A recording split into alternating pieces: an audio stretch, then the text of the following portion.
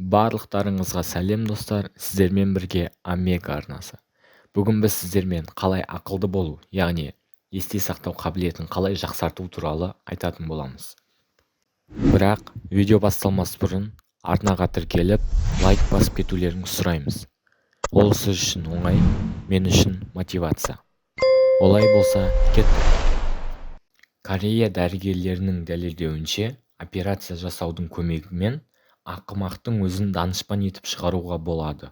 Өйткені Сеул ұлттық университетінің бір топ ғалымдары мидың артқы бөлігінің ақылдылыққа жауап беретін нүктесі бар екенін анықтаған.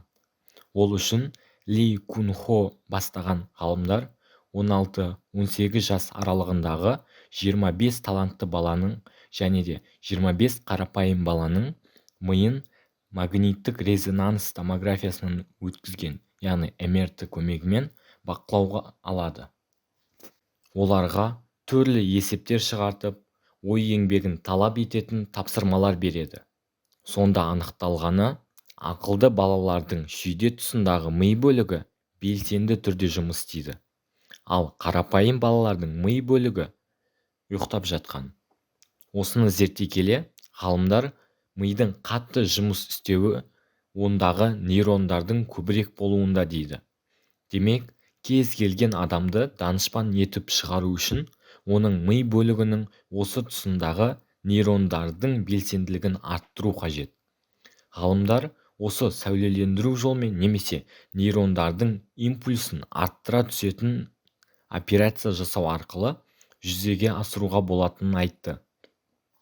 Бірақ Корей ғалымдарының пікірінше, мұндай операцияны адамның миының қалыптасу процесі толық аяқталатын кез 25 жасқа дейін жасаған дұрыс. Смарт техникаларды ойлап тапқан, көптеген ауруларда ашқан адамның миы тек қана 3-4% жұмыс істейді. Ал егер адамның миы кемінде 30-40% жұмыс істесе, қалай болатын еді? Ойларыңызды комментарияға қалдырыңыздар. Ал енді көп ақпаратты есте сақтау арқылы қалай данышпан болып шығуға болады? Ең алдымен есте сақтау түрлеріне келетін болса, олардың біріншісі лезде есте сақтау. Бұл ең қарапайым және ең тез саналатын есте сақтау қабілеттерінің түрі. Бұл қабілетті біз күнделікті өмірде әрбір секунд ішінде қолданамыз. Көрдік, есте сақтадық. Аз ғана секундтың ішінде болсын, біз есте сақтай аламыз. Өйткені біздің миымыз осыған бейімделген. Екінші түрі қысқа уақыт ішінде есте сақтау. Ең бірінші болып, есте ақпараттардың қысқа уақыт аралығында сақталатын кезеңі. Бір нәрсені естіген кезде, естіген затымызды қайта айта алу қабілеті болып саналады. Бұл қатарға мына бір мысалды жатқызуға болады. Сізге бір телефон номерді айтады, сіз жаттап үлгеруге тырысыңыз.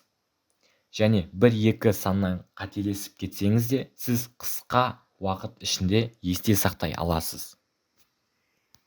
Үшінші, оперативті есте сақтау. Белгілі бір ақпаратты не затты есте сақтау ерекшелігі. Бұл кезде әрбір ақпарат адамның миында 40 минуттан бірнеше тәулікке дейін жалғасады. Төртіншісі, ұзақ уақыт есте сақтау. Бұл қабілет кезінде ешқандай өлшем ескерілмейді. Бір сөзбен айтқанда, ақпарат есте мәңгі қалып қоюы мүмкін. Ұзақ уақыт есте сақтау қабілеті адамның миының кітапханасы секілді болады. Себебі, кейін ұзақ уақытта сіз сақталған ақпараттарды керек кезінде іздеп тауып алуыңыз керек. Ол үшін миды жетілдіріп, дамытып отырған дұрыс. Сақтау мерзімі шексіз болуы мүмкін. Бұл 4 түрлі есте сақтау қабілеті адамның негізгі ми қыртыстарының қызметіне байланысты болады. Адамның есте сақтау қабілеті тұрақты бола бермейді. Уақыт өте келе нашарлап, ұмытшақтыққа әкеліп соқтыруы да мүмкін. Ол үшін есте сақтау қабілетін тұрақтандыратын түрлі әдіс-тәсілдер мен қарапайым қағидаларды ұстанған дұрыс. Есте сақтау қабілетін жақсарту туралы пайдалы кеңестер жетерлік. Дегенмен, жақында ғалымдар есте сақтауды жақсартудың тағы бірнеше жолдары бар екенін мәлімдеді. Бұл методикалар сіз қолданып жүрген методикаларға қарағанда әлдеқайда тиімдірек. Олардың ең біріншісі сурет салу. Бос уақытта, болмаса хобби ретінде сурет салу есте сақтауды жақсартады. Ғалымдардың айтуынша, суреттің сапасы мен көркемдігі маңызды емес. Бастысы, сурет салу ойды тынықтырады. Ойдың тынығуы есте сақтау қабілетін жоғарылатады. Екіншісі, көзге арналған жаттығулар жасау. Егер күнде таңертең 30 секунд бойы көзіңізге жаттығу жасап тұрсаңыз, есте сақтау қабілеті 10%-ға жақсарады. Мұны да ғалымдар дәлелдеген. Сондай-ақ көзді жұмып өткенді еске түсіру де пайдалы. Үшіншісі, ой жаттығуларын ойнау. Есте сақтау қабілетін жақсарту үшін түрлі жаттығулар жасап тұрған дұрыс. Әсіресе сөз жұмбақтар, ойша ойлану, логикалық сұрақтарды шешу, өлеңдерді жаттау, шет тілдерін меңгеру мидың жұмыс істеуге арналған ең тиімді әдістер болып табылады. Сондай-ақ, оның ішіндегі ең пайдалысы шет тілін үйрену, яғни ол бізге екі жақтан да көмектеседі. Ой жаттығуларын жасап миымызды дамытады, әрі шет тілін үйренуге көмектеседі. Және де бұл Альцгеймер ауруының алдын алуға көмектеседі. Есте сақтаудың төртінші жолы. Жалаң аяқ жүру. Бұл сізге қызық түйілуі мүмкін, бірақ бұл ғылыми түрде дәлелденген. Жалаң аяқ жүрудің өзі есте сақтау қабілеттерді жақсартады екен.